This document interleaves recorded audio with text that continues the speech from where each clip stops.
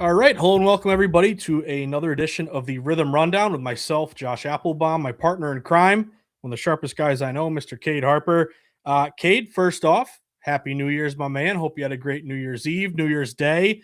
But we got a lot to get to on this Rithmm Rundown here. Just want to remind everyone that there's a lot going on at Rithmm, and I really always want to just shout out the team because I know they're really, really hard at work. I've met Megan and Brian and Kelsey's great as well. Like this whole team, they're super hard at work, always trying to improve the product. So, Cade, real quick, I just want to share my screen, kind of go over, as we mentioned last time, some of these really awesome additions that Rithmm has made. So, if we just look at right off the bat, this new parlay optimizer. Now, it's tough for me, Cade, because I kind of built a reputation of not playing many parlays because, again, the sportsbooks make quite a bit of money off it. The whole percentage is much higher.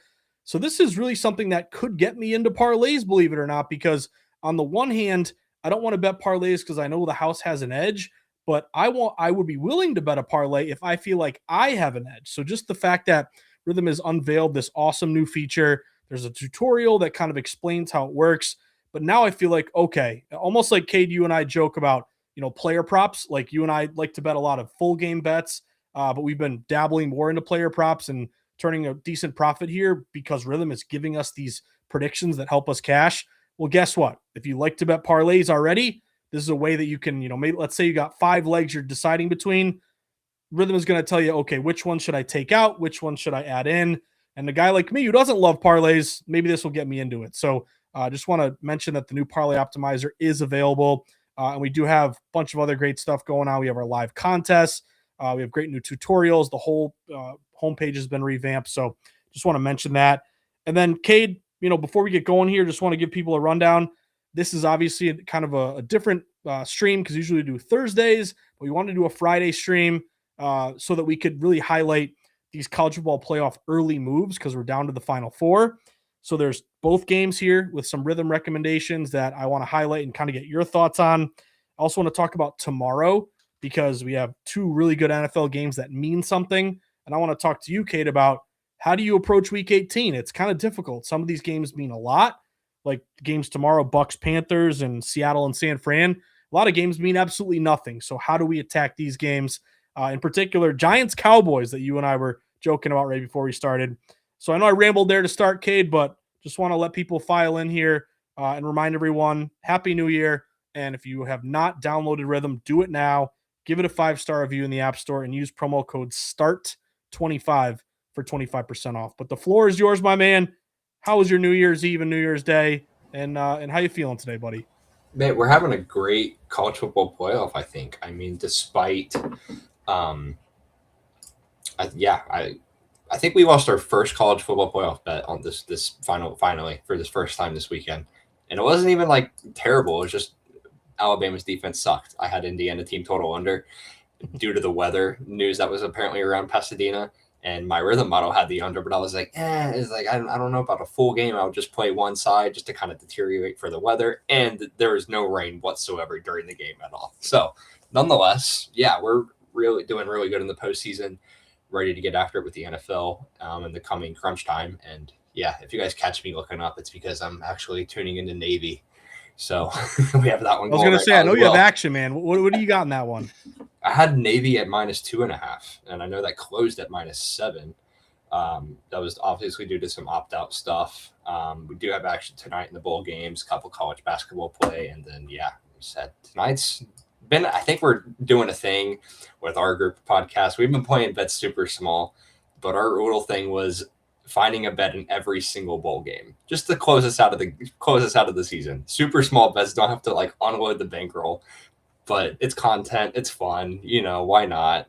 So we'll make it last. And it's been pretty good, I'm not gonna lie to you. So No, I'm right there with you, man. I think, kind of approaching these bowl games differently, you got to be aware of who's in and who's out. That's the most basic thing. I think a lot of college, nuts. Novice bettors, they'll go into it and say, okay, give me the bigger name school without knowing that, okay, their QB's in the portal, their coaches got fired, and there's an interim coach. Like, these are the things you definitely got to be aware of. I want to give Rithmm a shout out here before we get into all these games because they really helped me cash these last 2 really big ones in the college football playoff. Because, Cade, we go back to that Miami game. It was New Year's Eve.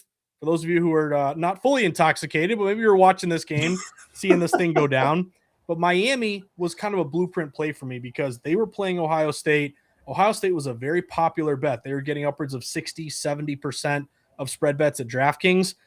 But what I noticed about that game at the time was that they were hovering around 10 or 9.5. Like it opened minus 9.5 Ohio State, got up to 10, but it didn't stay at 10 too long, kind of came back down to 9.5.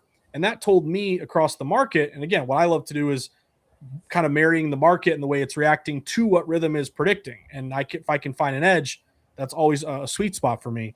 So the public was heavy Ohio State. The fact that it didn't get up to 10.5 or higher, it came right back down to 10 and then 9.5. I was like, okay, I'm contrarian in a heavily bet game. I got a bit of a line freeze here. And then at the time, Rithmm had a recommendation of Miami plus 8.1. So that got me excited. If I got a 10, it was plus 10 minus 120. So it was a little bit juiced up, but I wanted that key number. So if they lose by 10, I push. But I was contrarian. There was a little bit of resistance on the 10. Rithmm was telling me it was an 8.1 game. So I love that Rithmm pushed me further to taking the U. And oh, by the way, Cade, that CLV, man, did you see that close? I think it closed like 7.5. We're taking shots with my buddies, and it's New Year's Eve, and I had the whole team. I'm like, hey, we're going the U tonight. They're like, who you want to bet? So the U came through, and that was awesome with Rithmm assisting us there. And then Ole Miss, man, what a sweat! That was just amazing. Loved it. Yeah, what a game. Ole Miss was a very unpopular play as well. Public was on Georgia. Ole Miss was only getting like 32% of spread bets at DraftKings, but Ole Miss was basically plus 6.5 up to 7, but right back down to 6.5. A lot of books even closed at 6. So again, we were contrarian, which is important to me this time of year. You want to be against the masses because these games are super heavily bet. The reverse line movement was coming back toward Ole Miss, and Rithmm had Ole Miss plus 4.2. So that's really, the way I like to use Rithmm. What's the market telling me? If the market's telling me I'm against the public, I'm with the smart money, and the line's moving in favor of that contrarian team, plus a Rithmm recommendation, I love making that bet. And by the way, Cade, Lane Kiffin is a complete loser. You give up on that team to go to LSU, and then you have the gall to go on Twitter and, let's go Ole Miss. Like, no. You left them. You dumped that girl. You cannot come back and talk about what a great person that girl was. No. You left that team.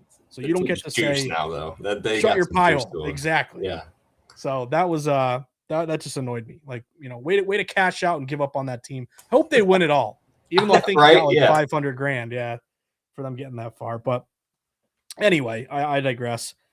But with that being said, want to mention the final four here, and let's talk about these final four games, Kate. I know we got a little bit of time, so I think it's important now to just get a feel for where's the public so far. Again, remember, public's not going to really bet these games until closer to kickoff, and we're still a week away.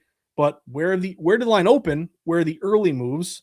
And again, I like looking at, you get to a key number. Where's the buyback? Is there buyback? Does it flow through? Like that Indiana game was interesting, Cade, because Indiana was only getting like 30% of bets. The public was heavy on Bama getting the points, but that line kept going toward Indiana. Like I think it was minus 6.5 to 7 or 7.5. So that was a bit of a fade the trendy dog play.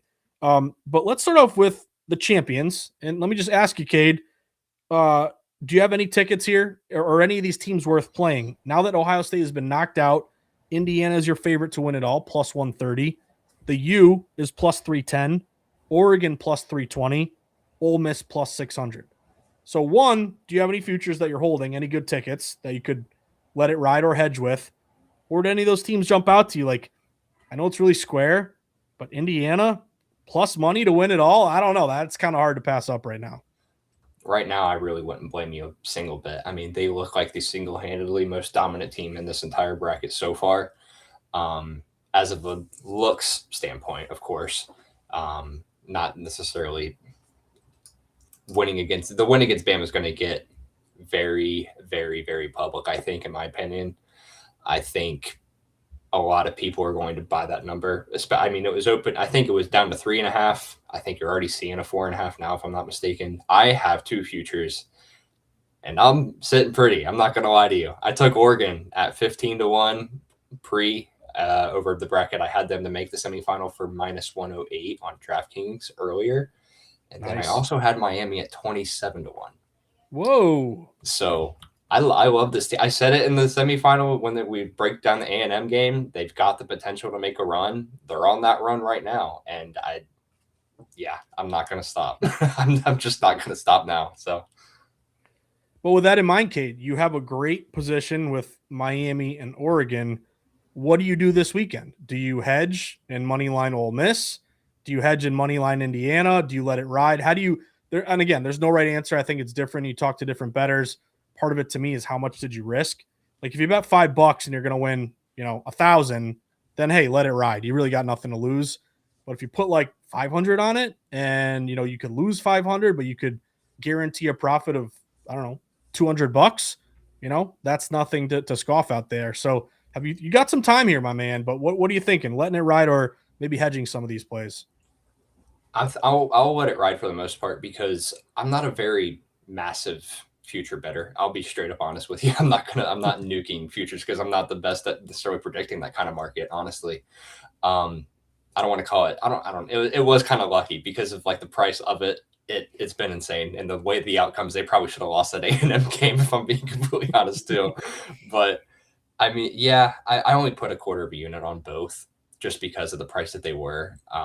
Typically for stuff that is over 1,000 or plus 1,000 in a way, I'm not putting anything over like 20, maybe if that, just to win a unit half the time, or you typically 1 to 2 units, even that. So I don't risk a whole lot in futures, or more so a lot of just for the thrill and the fun of it. By the way, the market's trending. I'm probably still going to end up taking Oregon at the number that it's at if that number gets high enough. Same thing for Miami. I mean, for a cheap money line, I think they're like minus 150. Those are the ones that I'm debating on right now. But yeah, I'm probably just going to let it ride and then play my originals. Well, that makes a lot of sense. I mean, we're going to get into these two games right here, but think of it this way, man. You need one of these teams to win outright for you. Like again, it could turn out that neither do, and both Oregon and Miami lose. But Miami is favored. We'll get into that game. Oregon, you're going to be in a great position if they're able to knock off Indiana somehow. So, just like throwing that out there because I'm sure, Cade, you get a lot of like tweets and stuff of people saying, I get this all the time, like, I have this number on this future. What do I do? And I always feel bad because there was a guy, if you remember this, Cade, it was a while ago, and I don't want to bring it up because I'm a Bruins fan, but the Bruins played the St. Louis Blues in the Stanley Cup Finals. This guy had a Blues ticket where I forgot the number. It was like, I don't know, 50-1 or 100-1 or something crazy. And they made it all the way to the Cup Finals. And I'm like, hedge. What are you doing? Hedge that bet, like guarantee a profit. And the guy would not hedge, and I thought he was crazy. They ended up winning the whole thing. Oh, so again, sometimes you got to be bold. Yeah, like you got to put yourself out there to really guarantee a profit or cash a big ticket like that. But again, it's up to you as the bettor what you want to do. With that being said, let's talk about these games, man. So let's start off with the first one because if we check out what's been happening with these games, it's kind of interesting because I'm kind of seeing a similarity with both of them. And I'll kind of explain it to you, Cade. So first off, Miami and Ole Miss. Now, what I've seen across the market, and again, we're a week away, so a lot can change between now and then, but the public doesn't really know what to do. I'm seeing splits that are basically 50-50. Anytime you see a 50-50 ticket split, especially at a national big public book like DraftKings, automatically I say, damn it, I got no contrarian value. Like I like to be somewhat lopsided. Give me a 75-25, 60-40, something like that, because these games are so heavily bet. They're standalone island games. I want some little bit of contrarian value. I want basically, Cade, the drunk guys at the bar don't know what to do. You got half of them saying take the points with Ole Miss. Half of them are saying lay it with the U. So let's just get that out there. And again, it could change between now and kickoff, but we're 50-50. What I did notice in terms of a line move, Cade, is that it did go up to Miami a bit. So Miami, a lot of books open -3. They're up to -3.5. But here's the thing. If you look at the juice on a lot of these games or a lot of these sports books here, it's really juiced toward the Ole Miss side. So do we go back down to 3? So it tells me that, okay, maybe there were some respected bettors across the country, at some of the premier books, especially like DraftKings. They might have laid it with Miami -3 as soon as this line came out. I think there might have been a couple books that opened 2.5, but we're not getting up to 4. If anything, it looks like it might be coming back down to 3. So threes are available. 2.5s definitely are not available. Who knows? They might come to 2.5. That would be, kind of somewhat surprising. This is all a long-winded way of me saying, I think and I'm leaning toward Ole Miss here, Cade. I'm thinking you got to grab Ole Miss relatively soon. Like, I don't know if you want to grab it right now, this second, but I don't want to wait a week. I don't want to wait more than a couple days here because I need that hook. If they lose by 3, the most common key number, I got to cash with the hook on the plus 3.5. You look at a couple other angles here. Number one, love a dog who can score system match. You and I have talked about this a lot, but if you're on a dog in this situation, like with Ole Miss, got to be able to do one of two things: play great defense, keep it low scoring and cover, or you got to put up points yourself so you can keep pace or backdoor cover. Now, Ole Miss, they're humming right now. Trinidad Chambliss looks incredible. Got a lot of good receivers. The running back, just please don't fumble again. You really got me nervous there in that last game. But they're averaging nearly 37 points a game, and they just put up, 30? It got weird 30, there at the end, Cade, by the 37, but then the safety as time expired. Yeah, 39. Exactly. Might have been important to some people. But and I think, who was it? Was it, Sean McDonough. He's been a Boston guy, but he's like, yeah, this could be important to some, like he's doing his Al Michaels thing there, which was kind of funny. But then the other angle, just trying to make a case here for Ole Miss, would be, biggest thing to me is 3.5 could be getting back down to 3, so 3.5 could be your best number. Dog who can score system match, SEC versus ACC, powerhouse conference. You're playing much better competition with Ole Miss than you are with the U. And then, I don't know, man, is there a house money kind of thing with Ole Miss? Like, your coach leaves you, people just automatically say they're dismissing you. Do you want to prove people wrong? Do you have no pressure because you're not expected to go this far?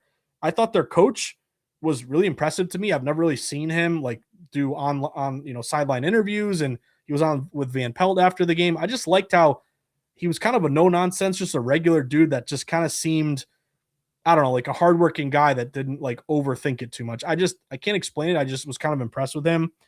But then again, let's look at Rithmm, and Rithmm is saying Ole Miss. The first model here has Ole Miss plus 3.5, so you're literally right on the number. That's why it's a bit of a caution flag or kind of a lean. But right here, Kate, we got Ole Miss plus 2.9.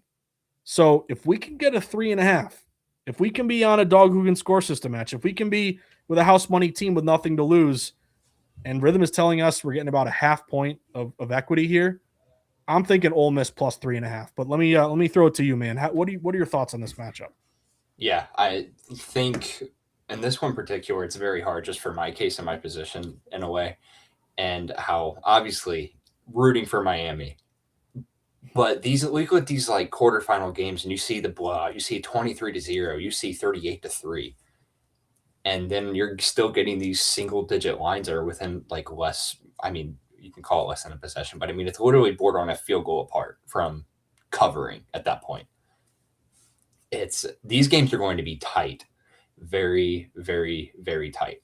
I'm not going to be surprised if this line stays the same at close, honestly, because you have one side who just defeated defending national champion, and they're going to be like, oh, I mean, if they beat them, they could beat anybody in this bracket, right? And then you have the other side who pretty much just beat the hottest team in the country, who is number one in every single aspect ranking for like the last like 8 weeks of the season, and including beat them before already.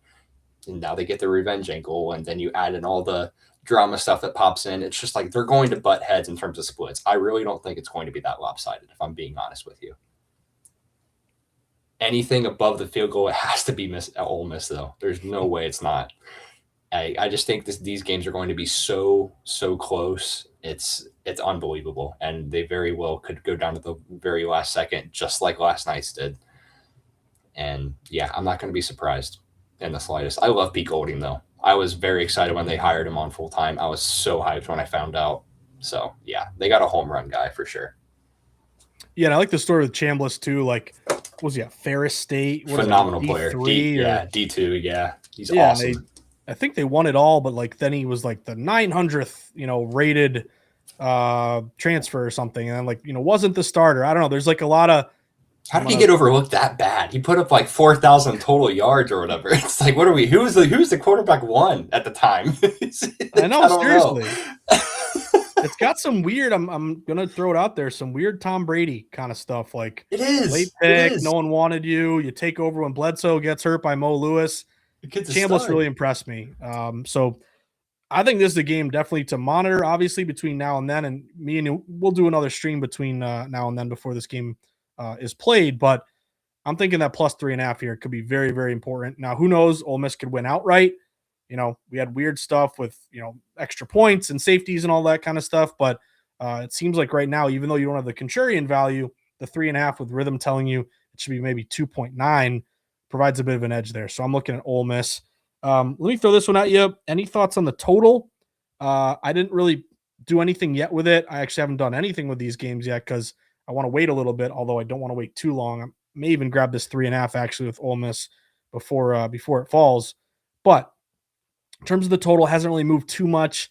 It's 51.5. Really hasn't gone up or down. On the one hand, I feel like Ole Miss can score a lot and give up points, but then Miami, doesn't score a ton, but they can really play a lot of defense. So if we look at the splits right now, Cade, we're looking at right now for this matchup, you are looking at DraftKings with 55% of bets on the over, but 63% of dollars on the under. That will lean you to a little bit toward an underplay. Now, reminder, always know where these games are being played. This is going to be in Glendale, Arizona, State Farm Stadium. So this is going to be indoor game. I think as long as they close the roof there. But then if you look at the splits over at Circa, you're getting over 90% of bets and dollars on the under. So splits to me are kind of leaning under. It hasn't really moved too much. If we go look at the total, though, Rithmm is kind of thinking the opposite. This could be a high scoring game, which again makes sense with Ole Miss, but predicted 56 points. That is a caution lean. And then if we look at the recommended play, 56.2. So it's hard for me to take overs that are kind of public in these one-off games, Cade. But any thoughts on this this total? Do you agree with the Rithmm recommendation, or do you think maybe this could be an underplay? This one in particular, I did actually put something on already. I did take at the flat 52. I had this at Fanatics today, actually. And I played it small because my point was to take a side live at some point. Just because I feel like I can get better than 3.5 on Ole Miss if it's live personally. Because if you're looking at an early score, you might get a 4, you might get a 6. One possession just changes the entire number, snap of a finger. That's all it takes. Nonetheless, I played the under at half unit. So I have the 52 of the key, which is why I did it mainly, because the 51, honestly, I really wouldn't. I think some of them are already sitting around like even money now. I also had the under in the Ole Miss Georgia game. Obviously, that lost. Now, I don't think that was a bad pick personally, because you've taken the fumble account minutes before half when they were completely on the other side of the field and they were milking clock. Like, they were not necessarily tempo at all at the time. And then the fumble, scoop, and score, and I was like, there's your turning point. It's right there. And then second half comes around, and it's just a complete momentum shifter, and then Trinidad turns into freaking 2021 Lamar MVP candidate season, and he's slinging it. He's running. I don't know, dude. Like, it was nuts. The second half was crazy. I mean, it was like 24-19 in the fourth quarter at the start with like 10 minutes to go. I was like, we might be fine. Like, after the fumble, we might be okay. And then bang, 28 points in the fourth quarter just to kill it. So I'm not mad about that side. I think it was the right side personally. The only thing, and my model actually had the under before it went down to the 51, because I had the 52. Green Star lit up for like 51 point something percent and some change. Now it went to 51. I think I'm both two cautions now.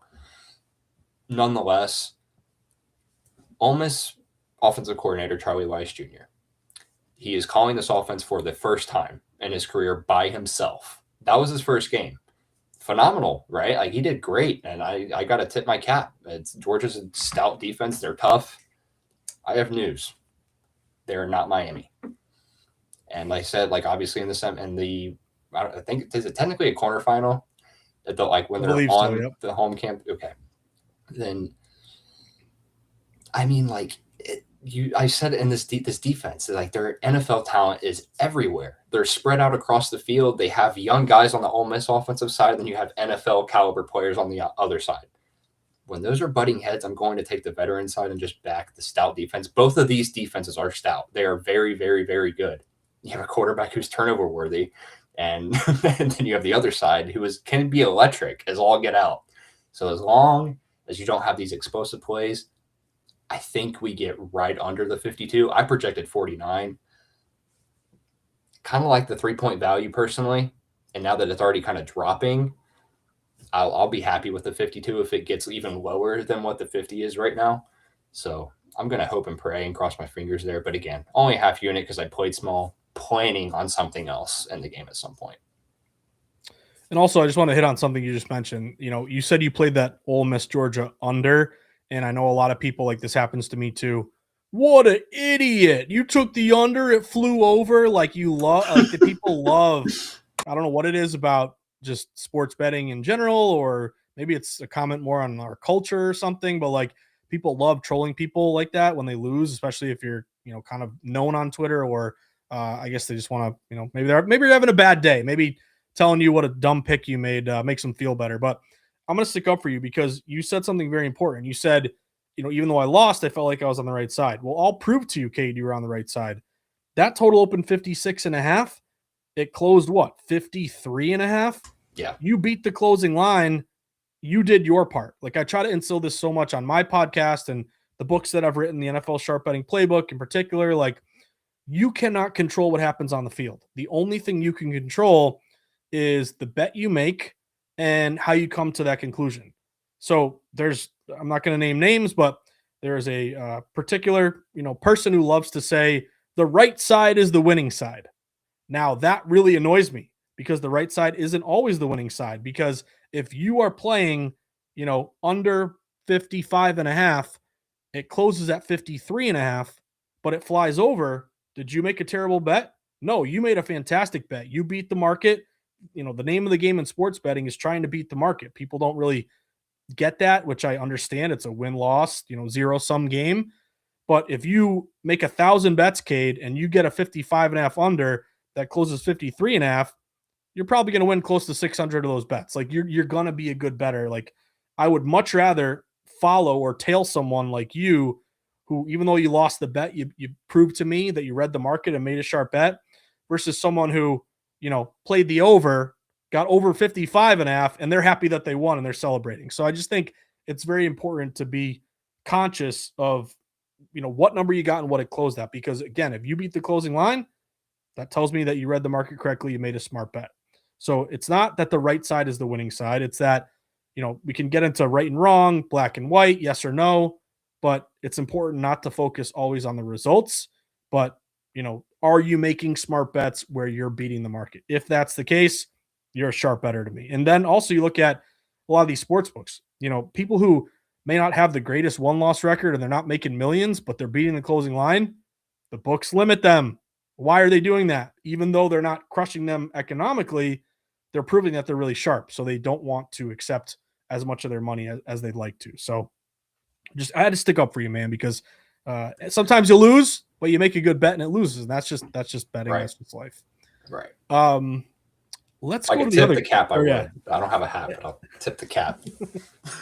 Isn't it funny? We both didn't wear our Rithmm hats tonight. I got this new hat. It's a brewery in Santa Barbara, and I'm like, I like the way it fits. I wore it New Year's Eve. I'm gonna rock this thing tonight. So I left mine at the New Year's Eve party. I mean, I had the shirt on, I had the hat on. I was repping, dude. Like, I was there. You got to get that back. Make sure you get that thing back.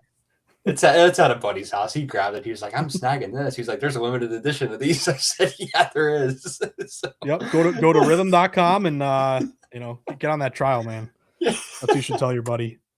So yeah, I'm leaning pretty hard Ole Miss plus 3.5. And you got a good number on that under. Let's go to Oregon, Indiana, because we were talking about Ole Miss and Miami. I was mentioning how it's like 50-50. Public doesn't know what to do. Cade, public knows what they're doing with Indiana and Oregon here. Right now, the updated splits are 83% of spread bets on Indiana. So for me as a contrarian, stop the conversation right there. I know what I'm doing. I'm going Oregon. Like that is when Yep. you are a contrarian based better, and it's not a sexy thing. You're going to take some bad teams. It's not going to be easy. You're going to have to grind out games that you think look like they have no shot at winning or covering, but you're always playing the long game. And anytime the whole point of being contrarian is placing yourself with the house against the masses, because the masses, they had a good year in the NFL a couple years ago. They'll win big games here and there, but the masses aren't making millions. The sports books are. So I want to be against the masses, the drunk guys at the bar, all the jokes we like to make. So right off the bat, I'm going to fade Indiana here. You give me a 17% team, a team that no one wants to touch with a 10-foot pole, a team that the odds makers are praying covers, because if Indiana, wins and covers this game, they're going to take a hit because everyone is playing Indiana here. Right off the bat, I'm like, give me the 17% side. I love being in these spots where you're just massively lopsided in terms of public perspective. But what I like about this one is it's not just a straight up contrarian play. Like what I'm seeing, Cade, and you can let me know your thoughts on this. I'll throw it to you. But this opened, -3.5, -4, mostly -4s with the Hoosiers. Hoosiers have gotten up to 4.5 at some shops, but now it's coming back down to 4. So it kind of reminds me, weirdly, it's not a 50-50, it's a super contrarian play.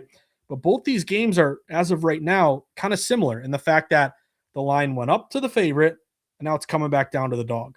And this is kind of becoming an epic line freeze play in terms of heavy, massive betting Indiana.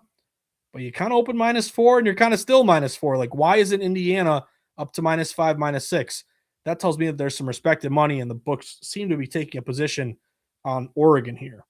Aside from a number one contrarian play, I did notice that circa you're like 26% of spread bets, but nearly half the money.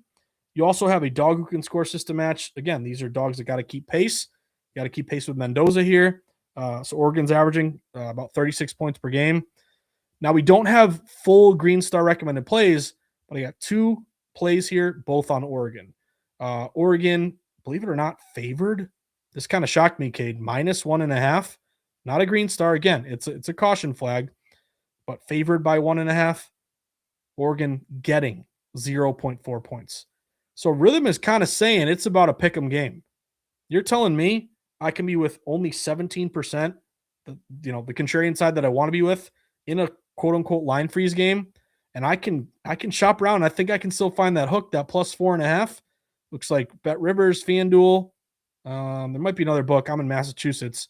I think the score might be at 4.5 too. But man, I'm looking at Oregon here. And again, Indiana could roll. Signetti and Mendoza could crush me. They win by 20, Cade. But this is a spot as my philosophy as a better and Rithmm kind of backing me up here. I'm going Ducks, and I'm looking for the 4.5 here. What do you think about this matchup? I had the future, and I'm riding the future. I already locked in the 4.5 today for -112, and I didn't even know that yours was favored. Mine was like plus like 1.7, but dude, just give me the money line too. Why not? This is awesome. I'll root for it. I want chaos. Honestly, I'm not going to say that I'm like low on this team. I know Indiana's very, very good, but it's like everybody goes back to the saying, is it hard to beat a team twice? It absolutely is. And I did some digging for our podcast that we did last week when all the semifinals and stuff started, because Ole Miss had them. Back to back with Tulane and Georgia both. Teams that are playing a rematch the second time around, they're only now they are 29-32. So the team that won the first match is on the negative side of that, meaning that you get what I'm saying. Vice versa team wins the second time around. And again, it happened last night with Georgia, and I'm rooting for it again, dude. Why not? I had I had Indiana in the first match at +7 when they were in Eugene earlier this year when they won outright. That was a phenomenal game as well. But this one is so different. And if you don't know who Dan Lanning is, absolute psychopath when it comes to games like this. Like, you lose to this guy, and like he's got your circled on your calendar for the next like 7 years. He could not be coaching at Oregon for all. He could be in the NFL and could be playing Kurt Cignetti in the NFL years to come, and he would still have that game circled probably. The dude is an utter psychopath, and the preparation that I can't imagine is probably going on this week for them and alone is going to be unlike anything we've ever seen. And they proved it against Texas Tech, one of the best defenses in the country, so to speak, and then they just get pummeled like on the biggest stage. And yeah, I don't know how you can't play Oregon here. I'm sorry, I don't get it. 4.5. Like I said, I already took it.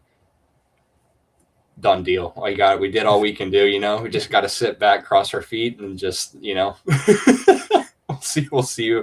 What is that? A Friday? Is that Friday night? I think it's the Friday night game. But yeah. Yep, Friday. I'm with you. Yeah, first one's Thursday.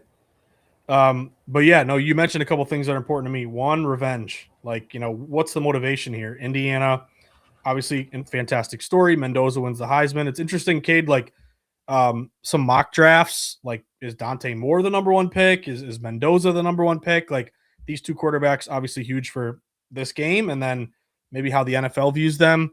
So revenge because you lose at home to Indiana earlier this year. And you mentioned Dan Lanning, which it was kind of annoying. Like he did this to me. I forgot what game it was. Was he this year, last year? But maybe it was this year. Maybe we even talked about that game. But he scored a meaningless touchdown to kill. I was on the opponent. I forget who it was, but he scored a TD to kill my I had the dog. I don't even know what the number was. But he did it. Maybe it was against Minnesota at home again. I think they're getting 20 points or whatever. He kind of did it again in this past game. Remember? Yeah, there's 10 seconds left and he scores again. Yeah. And it's like, you really didn't have to do that. Yeah, so this guy, in a way, I hate him because I've been on the other side of him being a psycho and killing my bet and costing me a ticket.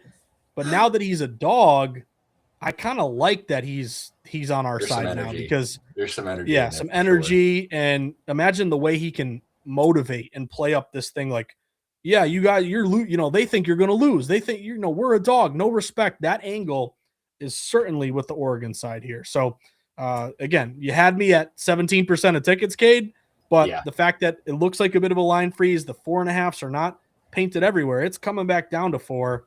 I'm thinking about that 4.5 right now, believe it or not. So I'm leaning pretty hard with you with Oregon. Now, before we get to some NFL games, I just want to ask you any thoughts on the total, because I noticed that it did tick up a little bit. It was 46.5. Now it's 47.5. And if we look at some of the recommendations, they're both on the over. So 51.7 and 53. And those are both, nothing's comfortable, but I mean, that's a 5.6. Yeah, that's pretty noticeable to me. Any thoughts on the total here? Do you like this over? Because the market has risen and Rithmm is saying take the over. I talked about this with a good friend of mine as well today. Basically just discussing openings and whatnot. And he took the under. I held off. And I understand at his point because it was valid. But for Oregon to win this game, for one, it's not necessarily going to be about a shootout. I don't think it's necessarily just going to be Indiana matching Oregon's pace. So I think Indiana has to keep up with Oregon. I don't think Oregon has to keep up with Indiana because Indiana's defense, they're the ones who pretty much put them in the spot to do whatever they wanted to in that Rose Bowl game. It wasn't their offense. They didn't hit any explosives. They were methodical. That's what Mendoza is, what Kurt Cignetti is. They're not explosive. They're not flashy. They're old-fashioned. And that's what I like about them a lot. They're very, very good at what they do. Oregon, though, it's Oregon. I mean, you go back, you got flashy players everywhere. You got dudes decked out in sleeves. I mean, they're running 4.2 40-yard dashes. they're like lightning, legit. So I just think it's the other way around. I don't want to say this should be an easy over because both defenses, again, like I said, they just held their opponent in a playoff game to 3 points, or 0 for Oregon, actually, but 3 points for Indiana side. They looked serviceable against Texas Tech. I will admit that. And again, they had a very good defense, but again, same thing. Their defense put them in great spots just as good. And Indiana, they hung 38. It's a lot of points. It's a lot of it just says letdown, in my opinion, which is why I'm so weirded out by this number. Because why is it so short? if you see these offenses and what they just did, it is weird. I will admit that. That's why I'm kind of steady offish, kind of like hanging back. But a 5-point edge on the model, you don't get a lot of like that big of edges on the models in terms of totals. It's usually just on sides. So to see it on a total on an over is pretty interesting to me. So I'm going to hang around here. I'm going to wait. And yeah, I don't know. We'll kind of go from there, but I'm liking the green stars here. I'll say that. I don't know. I'm with you. And again, Rithmm does a great job of, and we always try to stress this, shopping for the best price, because most of the market is 47.5, but Bet Rivers, Kalshi, and Bet365 all 46.5. I mean, if this game lands on 47, if it is don't make me do the math in my head here, Cade, like 27 to 20, 24, 23, you can think of all the permutations here, but you land on 47, you want to cash that over 46.5, not lose an over 47.5. So 47.5, kind of like the NFL, you see that a lot. College is kind of a low total quasi, but like NFL, this is kind of a high total, but that 47 can make or break a bet. So I'm kind of with you. That's notable to me. And here's what I always look for. Yeah. The market and Rithmm in agreement. The total's ticked up. Rithmm is saying take the over. That's definitely something you got to respect. I might have just found my second point in that as well, just for super small. I didn't even think about this before. Team total. Oregon sitting at 20.5 right now. If the pace of the game plays out how I'm hoping that it does, and Indiana has to keep up with Oregon, they should clear 20 with ease. Now Indiana's sitting at 25.5. I think that might be a decently higher number for them. I just think it should be flipped. I don't know. Something's weird is telling me that should be the other way around. I don't understand it. I don't know why. I just want to get to Friday, dude. This is making me mad. I don't like it. But yeah, I don't know. 20.5. It's already juiced. It's minus 120 right now. Yeah, it may not last there too much longer. So I don't know. I'm going to do a little bit more digging, but yeah, stay tuned for the followers on Twitter. We might be adding one here. Yeah, we got to tell Megan and Brian, give us some team total predictions. That would be cool. That would be cool. I use it in the angles, but yeah, that'd be a lot of fun. Now let's get to the NFL, because I'm looking at this weekend in a very kind of make or break, or all in, all out kind of weekend. Like, I want to talk to you, Kate, about the two games tomorrow, because they mean something. So if we look at Bucks Panthers, Seattle San Fran, this is all having to do with the division winner. So you want to play hard, everyone's in. If we look at all these other games, I think you should be really careful this weekend. Like, typically it used to be week 17. They had another game. Now it's week 18. But let me give you some quarterbacks here, Cade. Clayton Tune, Riley Leonard, Quinn Ewers, Kenny Pickett, Trey Lance. I mean, go down the list. Brady Cook. He's started a few games, but like, there are so many backup quarterbacks playing. There are so many games where it means absolutely nothing. Some of these guys have incentives, but like, how do you cap? It's almost like a bowl game in a way. However, these guys are professionals, but still, I just don't like. I'm gonna really focus most of my bankroll on tomorrow, because I know those games are legit and they're gonna try, and everyone will get to San Fran in a second. They're a little banged up, but you kind of know what to expect. All these other games, how do we know what Tanner McKee versus Josh Johnson's going to be like? Like, there's just so much unpredictability that I would hate to, give away a few units just because it's a Sunday, it's the last week, and I need the action. Like, I don't want to do that. So I'm going to be very careful. I think it's very difficult, especially with these lines having moved, with these quarterback changes, yada, yada, yada. But with that being said, let's talk about the games for tomorrow. First one is going to be the winner of the NFC South. Or there's a weird thing too, Cade, where if Tampa wins, but then who is it? Atlanta wins or New Orleans wins, or there's something like, I have a future on the Atlanta or on the Tampa Bay Bucks to win their division. But I read something that even if they win, it might be a tie in their division, and then maybe Carolina's going to win. So you'll have a popsicle headache and go nuts trying to understand this stuff. Anyway, it's a big game. Theoretically, it's for the division. What I noticed here, Cade, is another 50-50 game. Public doesn't know what to do. Tampa Bay is about a 3-point favorite at home. But even though there's no contrarian value, if you look at the way this line has kind of moved, it's never gotten up to 3.5. It has gotten down to 2.5 at a couple shops. And, the juice is on the Carolina side, +3, -115, -120. I'm leaning Carolina here, +3. They're a divisional dog. There's been liability in their favor. Both teams off a loss take the divisional dog. That's a 60% ATS system. I've been waiting on Tampa to beat Tampa again, and they just haven't. And at what point are we just going to say they just don't have it this year? I don't know what the deal is. But to look at the great equalizer, let's see what Rithmm has to say for this one. Now, right off the bat, it's a little confusing because 2 are on the Bucks, 1's on the Panthers. Well, let's kind of walk through it. There's a Bucks -3 recommendation, but it is a caution flag, and it's right at 2.8. There is a Bucks Green Star -3, predicted 3.3. But there's only one smart signal recommendation, and it's on the Panthers. So that is a Panthers actually favored by 0.1.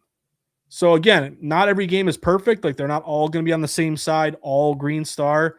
So it kind of tells you that there's a bit of a disagreement from an AI, model standpoint. But I can be on a divisional dog.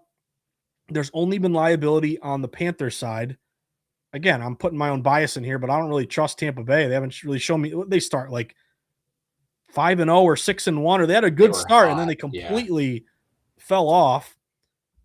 Give me the 3 with Carolina here, man. What do you think about this one? I'm kicking myself because I saw the 3.5 pop and I saw a lot of people actually grab that I did see a lot of people grab the 3.5 hook and then the flat 3 before it got so juiced. I don't even call it so juiced, but I mean, I just saw some like minus like single digits, like -108s were out there, -105s were still out there. And then before I knew it, this was all the way up to like -120. And I was like, golly. So immediately, yeah, my lean was Tampa without a doubt. I don't know if I want to wait longer because I'm afraid of this going back down to 2.5 because I know it did. I know it hit 2.5 at one point. A few days ago, I think, even though that -2.5 was really juiced, I seen a lot of like minus like 130s. I don't know. It's. I mean, I know we have a couple of days, and I'm hoping of some game day steam on the favorite here, just because you think of the Panthers, you think just like sad cats, like just dumpster fire of a franchise, right? I think people are still in that mindset about this team, but I think they're the better team at this point. Like Tampa Bay has been beating themselves for, I mean, I don't even know how many weeks are now, ever since they started that crazy run at like 6-1, whatever it was. And I love Baker, don't get me wrong, but like Panther defense, I mean, we've said it, like they're scrappy. They've been really pretty good covering machines despite that one Buffalo game where they just got blown out by 30. But ever since then, I mean, really, they've been kind of a wagon this year, I think. So I like Tampa a lot, I like Carolina a lot. I don't know if I want to wait or I might just buy something tomorrow before game time. So I don't know there. We'll see though. I wanted Carolina bad though. Yeah, and looking at kind of these current prices here, a lot of books are at 2.5 now. Yeah, some of these are prediction markets. Poly Market, Kalshi. Fanatics is down to 2.5. I'm looking at the Panthers +3. Just again, divisional dog. You look at the way they've played.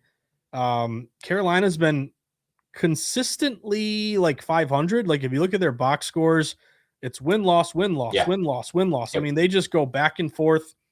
Theoretically, they're coming off a loss to Seattle. I'm annoyed. I had +7.5 with them, Cade. Topic of Yep. conversation. They got down to 7, and then they get rolled 27-10, whatever. But Tampa Bay, I mean, you play Miami with Quinn Ewers and you lose. They played. I want to get to some props here in a second, but they lose to Carolina by 3. At home against Atlanta, you lose. You lose to New Orleans. I mean, what's the deal? I just it's hard for me. Like I always try to look at Cade like what the narrative is versus the betting market. Like the narrative might be Right. Tampa Bay Right. stinks, but then the Sharps could be hitting Tampa, and I would have to respect that. But that's kind of not what's happening. It's not. Yeah. Tampa has really stunk second half, and the liability seems to be on the side of the Panthers. So I am looking at the +3 there with Carolina. And again, there's some back and forth, but there's only one smart signal, which means that it's really the best of the best recommendation on Carolina. Real quick, I just wanted to ask you about some prop bets in this game I because did I have noticed one. that. Yeah.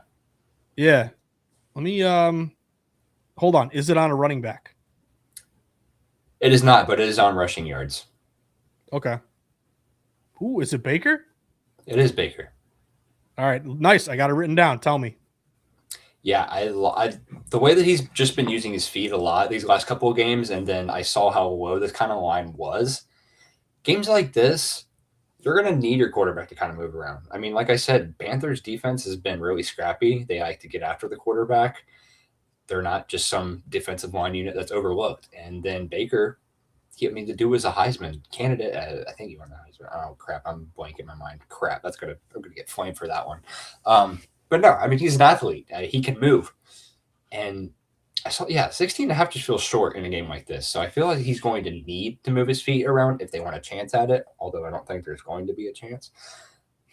Nonetheless, I'll take the short line. I liked it. Same thing with the rhythm models. They had him 10 yards over the line. So I've seen a lot of people.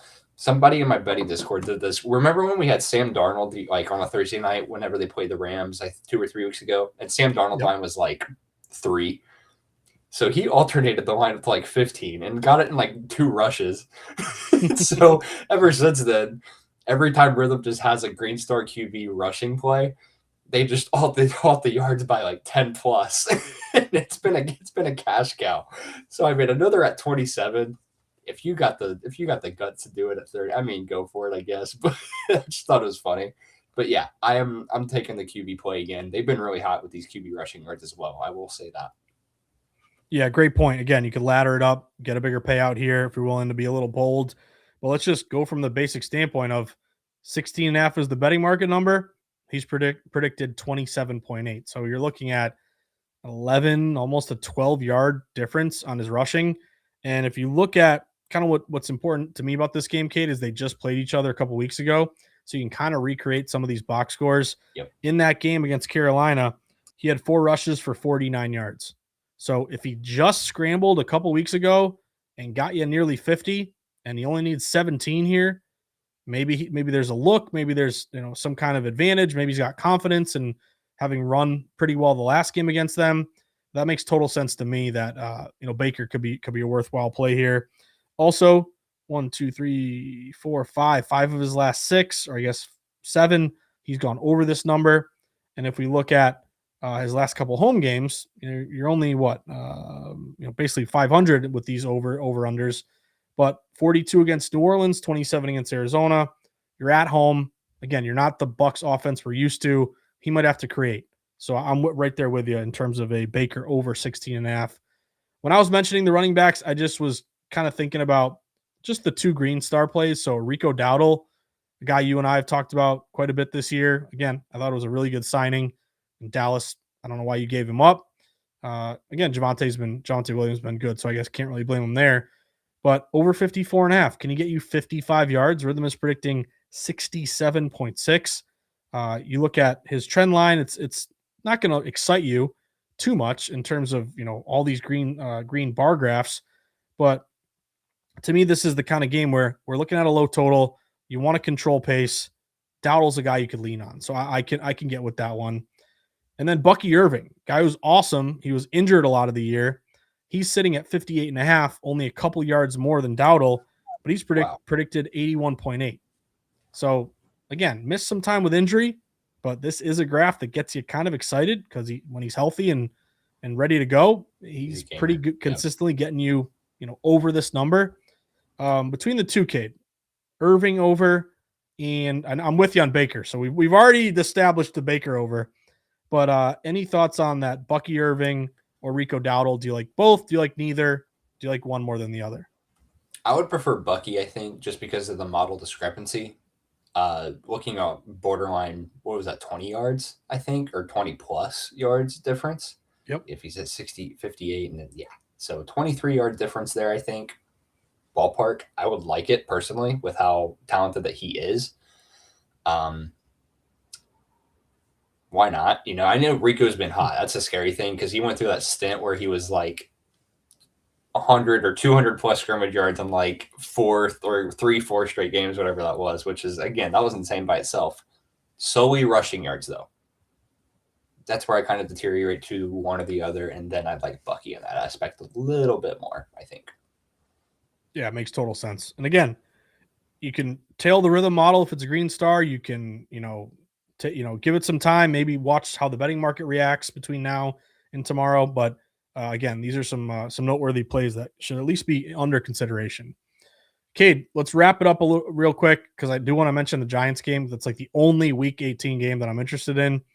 But let's talk about this other important game tomorrow. We got Seattle and San Fran. Now, this one's tough for me because the public is on San Fran. I'm seeing DraftKings right now. San Fran, a bit of a trendy dog, 64% of spread bets at DraftKings, but the line is going towards Seattle. Seattle opened, I saw one book, they opened like getting a point. Most of the books were -1 up to, or a pick up to, Seattle minus, I'm seeing 2.5s now even. Now, is that true smart money hitting Seattle? Is that injury money? Because George Kittle, I think he said he is going to play, but he's banged up. You have Pearsall questionable. I think Trent Williams is questionable. McCaffrey might have missed practice. Like there's a lot of injury question marks here, and it is a short week basically with the Niners, and they've looked great. Purdy's been incredible recently, but if I'm looking from a betting market perspective, I like Seattle in this game. You're a line move in your favor. You're only getting a third of tickets, yet the line moved in your direction. That's a fade the trendy dog play to me here, Cade. I'm looking at the money line here on Seattle, but what complicates it is Rithmm is saying go the other way, look toward the Niners. There's a one Niners play that maybe you use in a parlay piece. That's our new parlay piece icon here, saying they should actually be favored by 2. Second number, -1.6. Third number, -1.6. I mean, maybe I'm totally off and it should just be take the Niners, which is what Rithmm is saying. But it scares me that Niners are getting points at home. Just stop right there. Why are they a dog? They're playing great. Why, again, that seems fishy to me. Break the tie here, Cade. What do you think? Do you agree with the move? Is it all based on injury? Is this a game where, hey, San Fran's banged up, Seattle's humming, it's a short number, play Seattle? Or do you look at the Niners? Or you could even you can make a case the teaser, Cade, 2.5 to 8.5, Yeah. because are they going to blow them out by 9 or more on the road? I don't know, but this is a tough one for me. What do you think about this one? If you guys paid attention to opening, 49ers actually opened this game at minus like 1.5. It was almost a borderline pick, and then it changed to a pick, and then slowly but surely started trending towards to Seattle, and then -1.5 got to -2.5, and now we're here, still there, obviously. I took Seattle money line as it shifted, as it flipped. I think I got it. What did I get it at? -122. That was on Caesars. I believe that was 2 days yesterday. So I got that. This is just a down to earth kind of game that I was talking about again. It's very hard for me to it's very hard for me to back Sam Darnold in a big game. I honestly hated the way that he played in that Rams game, and I can't believe we won. But McDonald, I mean, my guy is 11-4 against the spread on the road since last year. He's a road dog. Like he loves, I don't know what it is, but he just gets his teams prepared for these road games. This is a very massive game though. And I like to think that I'm getting the much better defense. San Francisco, you're sitting pretty much 30th. That's second to last in total defense, when borderline you have probably the best defense in the league, I think, at this point. And it's for the 1 seed. This is a high stakes game. I like Seattle for cheap. I think I want to call it for cheap. But if I'm not mistaken, when I was watching last week, what is Trent Williams' status? I'm I know he pretty left. sure Yeah. that was also a big part for me personally because I know that he's doubtful, I think, or at least he's trending towards out. So if he's out and you have the Seattle Rush, be careful on that side of the O line. They could be in trouble, honestly. Yeah, you nailed it. I mean, I Googled it. Anyone can do it. But 7 hours ago, NFL Insider doubts 49ers Trent Williams will play versus Seahawks. Oh. So, yeah, I mean, if he's out, Kittle, guy's super tough. He wants to play. How effective will he be? And then, I mean, Schefter, I'm looking at the ESPN breakdown of this game. It says Schefter, semicolon, 49ers will be cautious who plays in week 18. So is I kind of get it. Is Shanahan playing a long game here? Like, is he I not kinda taking this understand that. game as seriously? You know what I mean? So, yeah, I'm with you. Looking towards Seattle here. Let's just talk real quick about the total because, man, how do you take the under? These teams are lighting it up, putting up points left and right, but this under looks really sharp, man. It really does.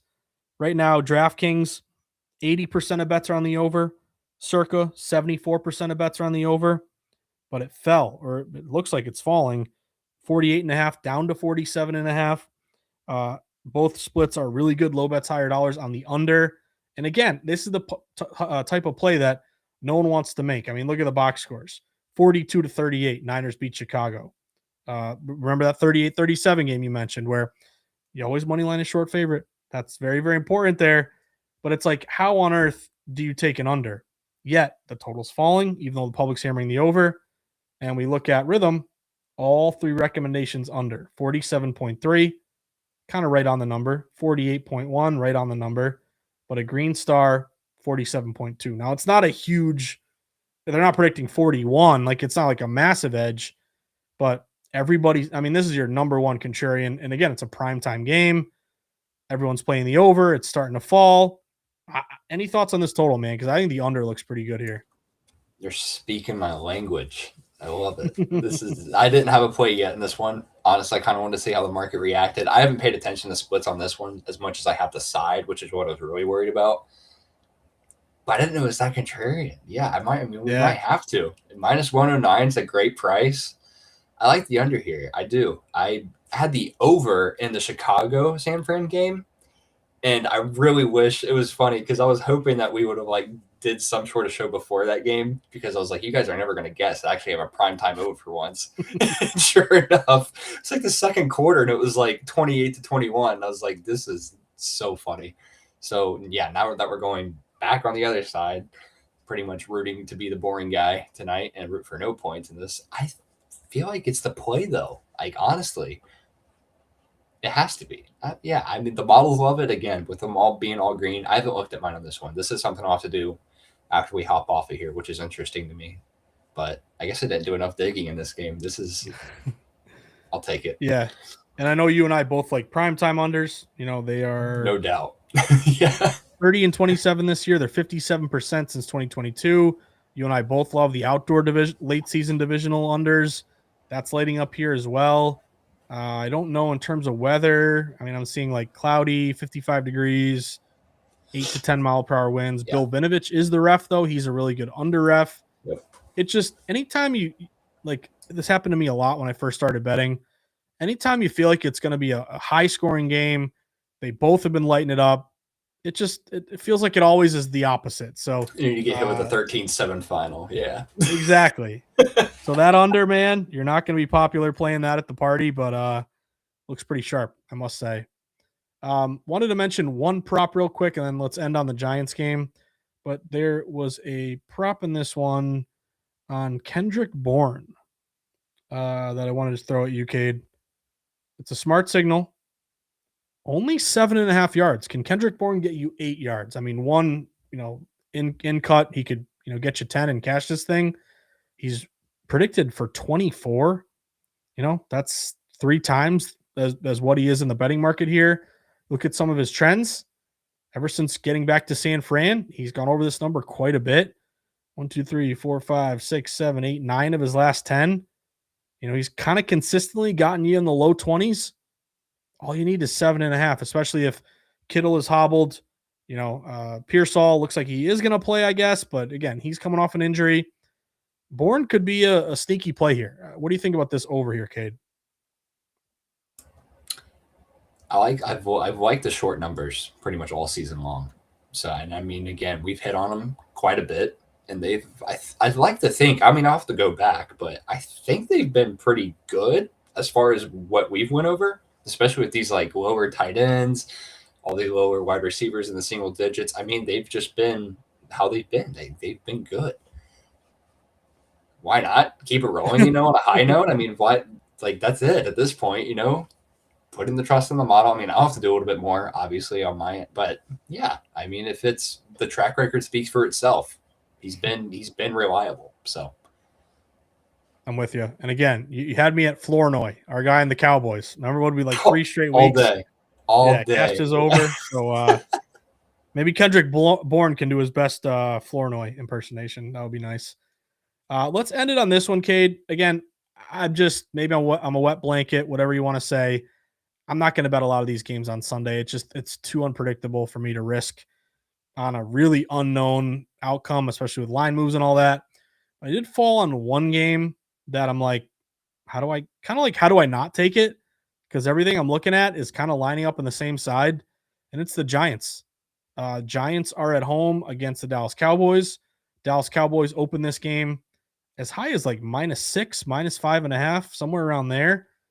Public is still playing the boys. You're getting right now 69% of spread bets laying it with Dallas, but Dallas has fallen like -6 all the way to -3.5. And if you look at the juice, it's all on the Giants side. Like it may even get down to 3.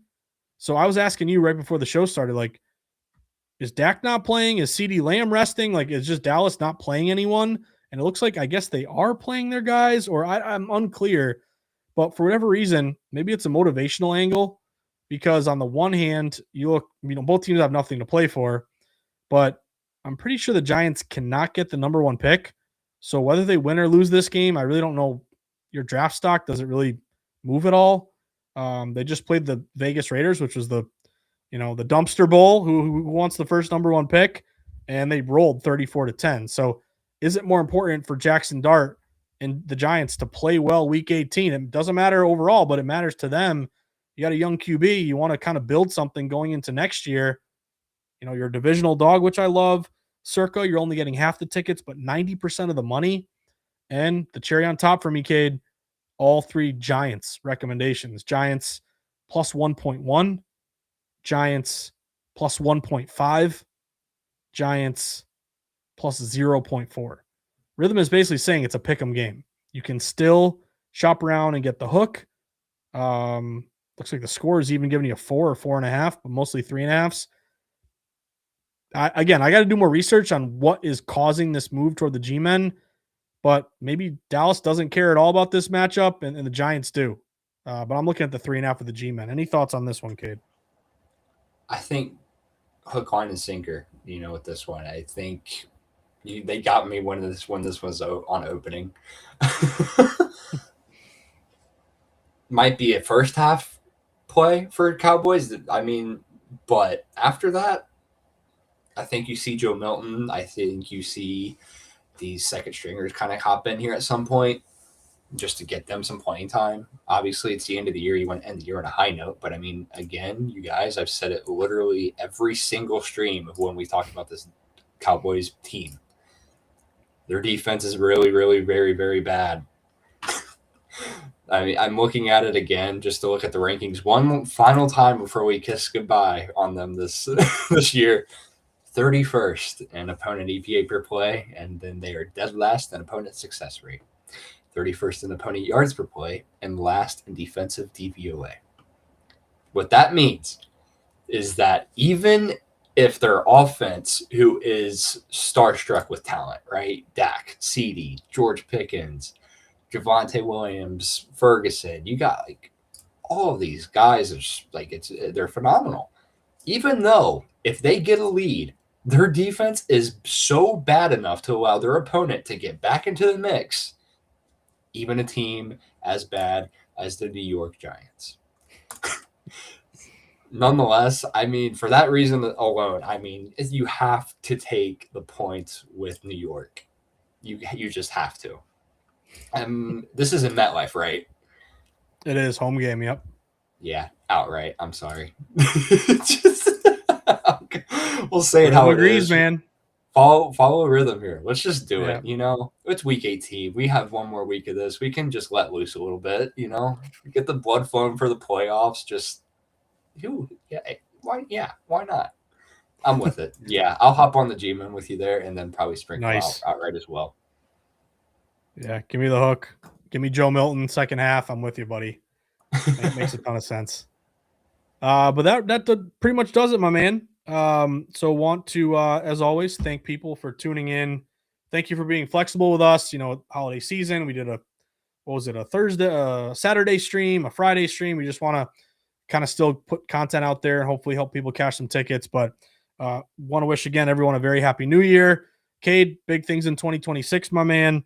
Want to wish everyone the best of luck. And reminder, we focused all football, but you kind of hit on it earlier, Cade.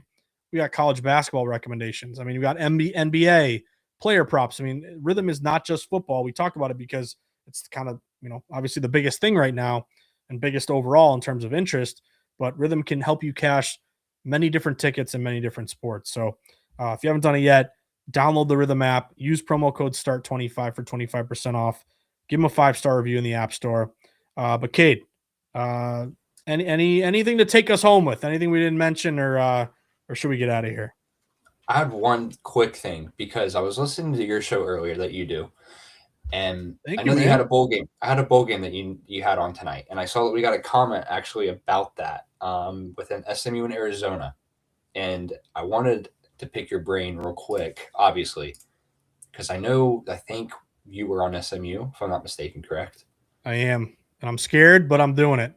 No, I wouldn't be, honestly. This is what I was wanting to, because I got we had the comment pop in if they're still. This was earlier in the stream, we were talking about NFL, and obviously we go in an order of how things flow, obviously. But they asked about the deal with opt outs in the SMU Arizona game, in which, like you said, SMU were 2.5 dogs, and then all of a sudden today they're -1.5, if I'm not mistaken.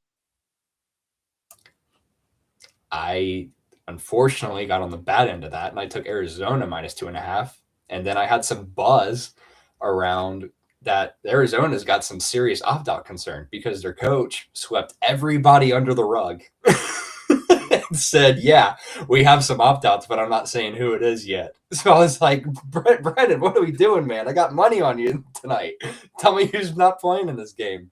So nonetheless, I middled to take SMU after I listened to yours because I didn't know they shifted the favorites. I was like, yeah, I'm gonna hedge out of this real quick because I just don't. Yeah, so I didn't check rhythm on this one. I'm actually seeing if I can really quick, just because I had to hedge out of it though because I know I had Arizona -2.5, and I know she asked about the opt outs, which were very concerning in these bowl games. Like you were kind of hitting on at the beginning as well. It's just one player can pretty much turn the table on terms of the market, and 1 to 2 points, snap of a finger, that's all it takes. And again, when we don't know who's out, we have no idea who's playing in this game right now. So why would you want to pick Arizona for one? And nonetheless, you have all of these sharp money coming on SMU. There's a reason for that. So I'm liking that. And apparently, from what I heard, the opt out is in Arizona's secondary. So if that stays true, SMU, we know what they like to do. They're very up tempo. They like to sling the ball around. Could be an over game. Could be just SMU money line. Could be one of those two. But yeah, I'll let you know this one. I'm not on Arizona anymore. that's for sure. I was listening to that earlier. It's like, man, you got to be kidding me. I didn't know Well, because I was first at off, work. dude, you're the man for listening to my podcast. I appreciate you, and I'm going to repay the favor and get into your podcast as well. But I mean, to me, it was just as simple as Publix on Arizona, like 60 something percent. Heavy, Lions flipping dog to fave SMU, and I agree that coach, like You think this is a Super Bowl, dude? What is it? Snapdragon, Snap, Crackle, and Pop Bowl. Like, dude, why are you taking yourself so seriously? You're gonna gamesmanship who's gonna play and who isn't in a bowl game that means nothing. Like, automatically, I'm like, I want to beat you just because I think you're being a you know what. Yeah. So maybe that's the opt outs. I mean, that's usually why these lines move. But now I'm gonna feel really bad if Arizona wins and I talk to you out of a win. I am too. I'll just tell you that. I'll buy you a beer if that happens. Don't worry. I was feeling gross about it earlier though. I'll tell you that much. And yeah, until I got the news about it, and I was just like, of course, you had the comment, and I was like, now I have to talk about it. I have to own up to my terrible call that I had there. So yeah, there you have it. Don't buy early. Okay, isn't it funny? You get huge CLV and you lose. Sometimes, like I'll admit to you, the Oregon game, I was on Oregon, and it at the very end it flipped to Texas Tech like -1.5. Yeah, I'm like, it did. Damn, I'm on the wrong side here. Oregon destroys them. So betting's weird.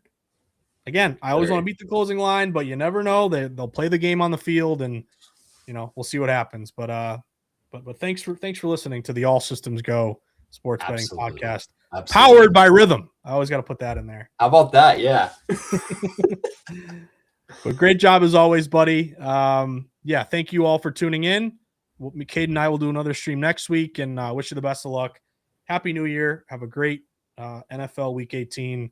We'll see you next week. Take care.